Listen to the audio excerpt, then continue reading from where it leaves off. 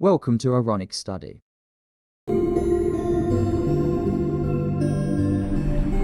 Hello अस्सलाम वालेकुम dear student, आज हम फ्लूइड मोज़ेक मॉडल के स्ट्रक्चर और उसके फंक्शन पर बात करेंगे।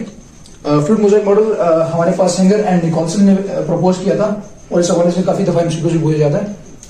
तो चलिए शुरू करते हैं। इस हवाले से सबसे पहले हम फ्लूइड मोज़ेक मॉडल का जो स्ट्रक्चर है वो ड्रा करने की कोशिश करेंगे। तो हमारे पास एक जो फ्लूइड मोज़ेक मॉडल है वो हमारे पास सेल मेम्ब्रेन एक ट्राई लैमिनर स्ट्रक्चर होती है, यानी कि 3 लेयर स्ट्रक्चर होती है हमारे पास, जिसमें हमारे पास सबसे पहले प्रोटीन्स की लेयर होती है। देन अगेन हमारे पास फैटी एसिड की बाई लेयर होती है एंड देन अगेन हमारे पास प्रोटीन होती है। तो हम इसको ड्रा करने की कोशिश करेंगे। सबसे पहले हमारे पास एम्फीफैटिक मॉलिक्यूल्स आएंगे लिपिड के ऐसे,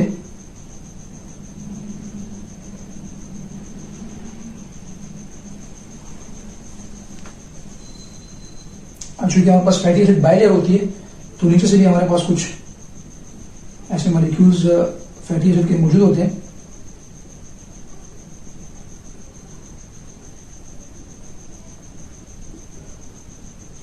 और ये हमारे पास ग्लाइसरॉल हेड है जो कि हमारे पास हाइड्रोफिलिक है, और ये फैटी एसिड टेल है जो हाइड्रोफोबिक मॉलिक्यूल की मिलकर बनी हुई है।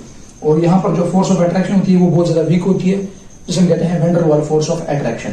तो ये हमारे पास फैटी एसिड बाई लेयर है। इसके अलावा हमारे पास कुछ प्रोटीन्स होती हैं जो हमारे पास सरफेस पर अटैच होती हैं, ग्लाइसरॉल के हेड पर अटैच होती हैं, जिनको हम कहते हैं extrinsic protein. They are attach on glycerol head. और कुछ प्रोटीन्स यहां पर भी इसे अटैच कर लेते हैं। ये हमारे पास एक्सट्रिंसिक प्रोटीन्स हैं।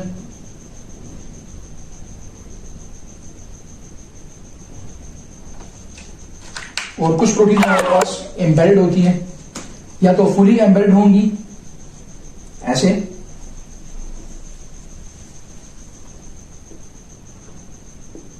और या हमारे पास पार्शियली एम्बेडेड होंगी ऐसे।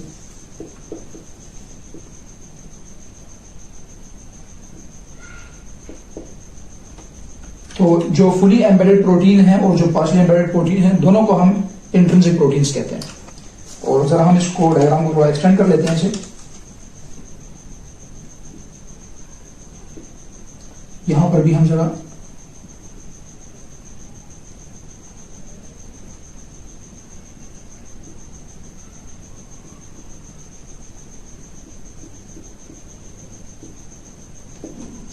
और हम जरा एक्सट्रिंसिक प्रोटीन ड्रा करते हैं।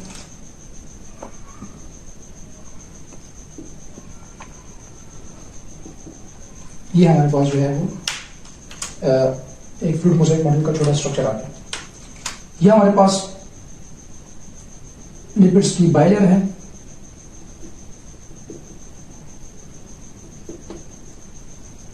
This is lipid by layer. और ये हमारे पास एक्सट्रिंसिक प्रोटीन्स हैं।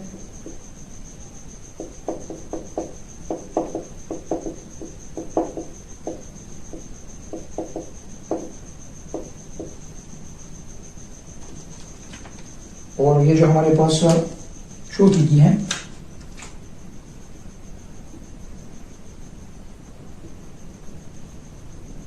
ये हमारे पास इंट्रिंसिक प्रोटीन्स हैं।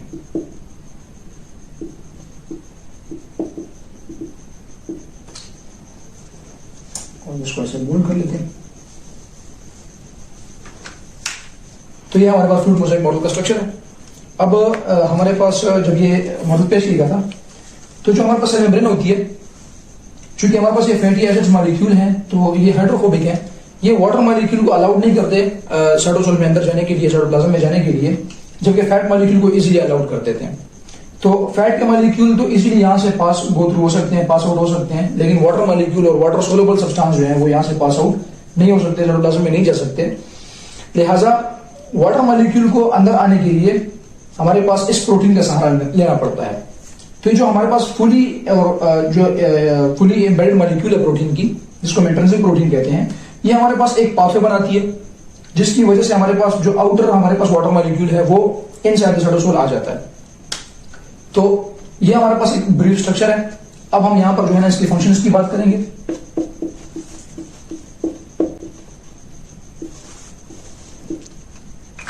सबसे पहला फंक्शन हमारे पास अभी आ गया कि देखें फैट मॉलिक्यूल हमारे पास इजीली पास आउट हो सकते हैं और वाटर सोल्युबल सब्सटेंस जो है वो पास आउट चुके नहीं होंगे, तो लिहाजा उनको इस प्रोटीन का सहारा लेना पड़ेगा। तो जो इंट्रिंसिक प्रोटीन जो फुली एम्बेडेड है वो हमारे पास एक पाथवे और चैनल बनाएंगी जिसके थ्रू वाटर सोल्युबल मॉलिक्यूल और substance easily cell membrane cross करते हुए साइटोसोल में अंदर आ सकते हैं। तो सबसे फर्स्ट फंक्शन हमारे पास सेल मेम्ब्रेन का ये है कि it form a channel protein through which the molecule can pass through it. So it help in channel formation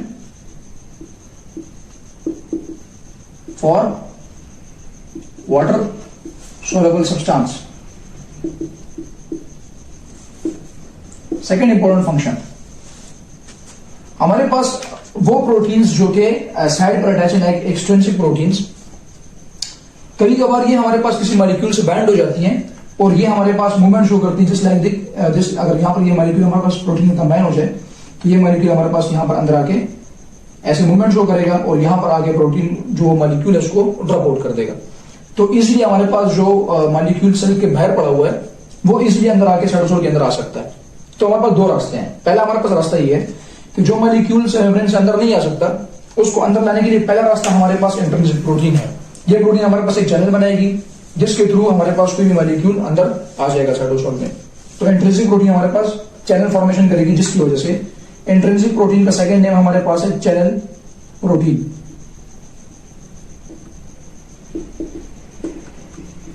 secondly जो हमारे पास प्रोटीन अटैच है on the surface of glycerol head, तो ये कभी कभार मॉलिक्यूल से अटैच हो जाती हैं और खुद फुली मूवमेंट करके मॉलिक्यूल को साइटोसोल पर ड्रॉप कर देती हैं। तो जो एक्सट्रिंसिक प्रोटीन है वो हमारे पास मॉलिक्यूल को कैरी करने का काम करती हैं, लिहाजा extrinsic proteins are also called as carrier protein. So second function इसका यह हो जाएगा कि they can carry a molecule from outside to the cytosol of cell। Cytosol of cell मतलब हमारे पास साइटोसोल लिक्विड पोर्शन है सेल का जहां पर हमारे पास सेल मॉलिक्यूल अपने आउटसाइड किसी मॉलिक्यूल को ड्रॉप आउट कर सकता है। साइटो कहते हैं सेल को और सोल कहते हैं liquid portion. Third important function हमारे पास हमारे से ये है कि जो सेल मेम्ब्रेन मॉलिक्यूल है हमारे पास ये एज अ रिसेप्टर भी काम करता है। So cell membrane act as a receptor molecule.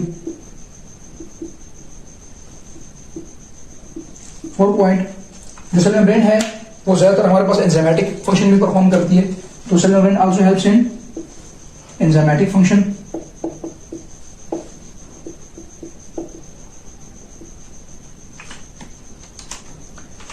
अब चूंकि हमारे पास मॉलिक्यूल ने इनसाइड मूवमेंट करनी होती है और कुछ मॉलिक्यूल ने आउटसाइड मूवमेंट करनी होती है, तो इस हवाले से कुछ इंपॉर्टेंट एमसीक्यूज भी पूछे जाते हैं।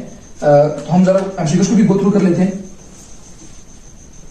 तो सेल मेम्ब्रेन से चूंकि मॉलिक्यूल इनसाइड और आउटसाइड मूवमेंट करते हैं, लिहाजा अक्सर एमसीक्यूज यहां पर पूछा जाता है कि हमारे पास जो सेल मेम्ब्रेन का पोर साइज है वो कितना है, उसकी पोर साइज की थिकनेस कितनी है हमारे पास। तो जो पोर साइज सेल मेम्ब्रेन का है हमारे पास पोर साइज वो अराउंड 7 to 10 एंगस्ट्रॉम है, जबकि जो पोर की थिकनेस है सेल मेम्ब्रेन की वो हमारे पास 75 to 100 एंगस्ट्रॉम है। तो ये आप एमसीक्यूज के हवाले से याद कर लें कि जो पोर साइज है वो हमारे पास है 7 to 10 एंगस्ट्रॉम, जबकि पोर थिकनेस हमारे पास 75 to 100 एंगस्ट्रॉम है। तो ये हमारे पास एक लिपिड बाइलेयर स्ट्रक्चर है फ्लूइड मोज़ेक मॉडल, जिसको बड़ी आसानी से हम बना सकते हैं। यहाँ पर आप देख लें हमारे पास फैटी एसिड्स के लेयर हैं और कुछ प्रोटीन्स ऊपर अटैच होंगी जिनको एक्सट्रिंसिक प्रोटीन कहते हैं। वो चूंकि मॉलिक्यूल्स कैरी करती हैं लिहाजा उनको हम कैरियर प्रोटीन भी कहते हैं। और कुछ मॉलिक्यूल हमारे पास प्रोटीन के फुली एम्बेडेड होते हैं, कुछ पार्शली एम्बेडेड होते हैं, दोनों को हम इंट्रिंसिक प्रोटीन कहते हैं। और जो फुली एम्बेडेड होते हैं वो एज अ चैनल भी काम करते हैं, मॉलिक्यूल को पास आउट करने का भी काम करते हैं, चैनल फॉर्मेशन करते हैं, लिहाजा उनको हम चैनल प्रोटीन भी कहते हैं। इसके अलावा हमारे पास जो सेल मेम्ब्रेन है वो रिसेप्टर की मॉलिक्यूल भी काम करती है, एंजाइमेटिक फंक्शन भी करती है। इसके अलावा फिफ्थ फंक्शन हमारे पास है कि cell membrane also help cell membrane also help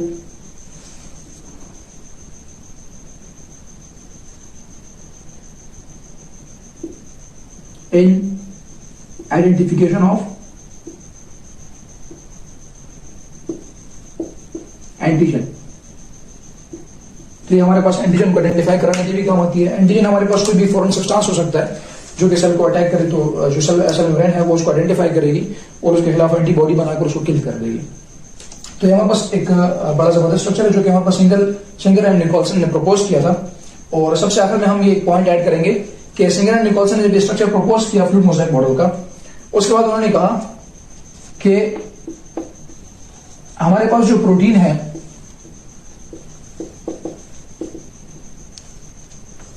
proteins icebergs are present in the sea of lipid molecule।